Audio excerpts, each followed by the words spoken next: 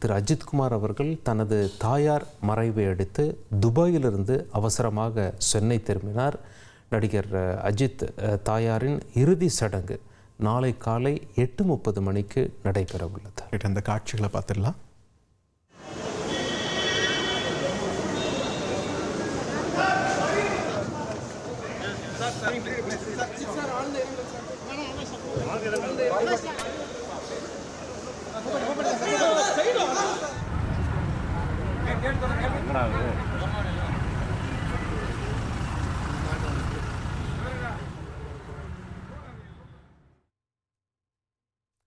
நடிகர் அஜித் அவர்களின் தாயார் மறைவுக்கு முதலமைச்சர் விஜய் அஞ்சலி செலுத்தினாருங்க பார்த்திபன். அதாவது இஞ்சம்பாக்கம் இல்லத்தில் வைக்கப்பட்டுள்ள உடலுக்கு நேரில் சென்று முதலமைச்சர் விஜய் அஞ்சலி செலுத்தினார். அந்த காட்சிகளை பார்த்துடலாமா?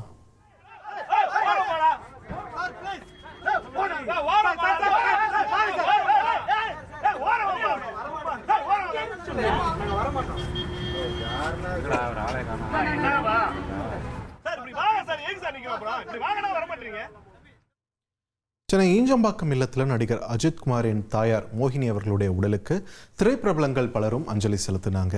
அந்த வகையில் இயக்குனர்கள் சங்கர், ஏஆர் முருகதாஸ், சிவா, ஆதிக் ரவிச்சந்திரன், இவங்களோட நடிகர்கள் அருண் விஜய், மிர்ச்சி சிவா உள்ளிட்டோரும் அஞ்சலி செலுத்தினாங்க.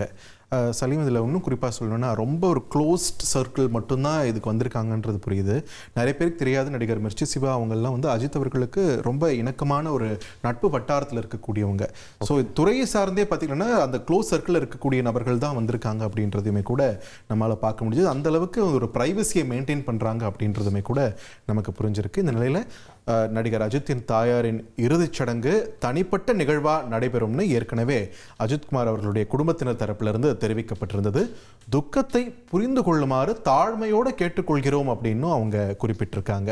ஏன்னா அவங்களுடைய தந்தையோட இறுதிச் சடங்கையுமே கூட ஒரு 3 வருஷத்துக்கு முன்னாடி இதே மாதிரி தான் ரொம்ப ஒரு க்ளோஸ்ட் அஃபேராக தான் அது நடத்தப்பட்டது.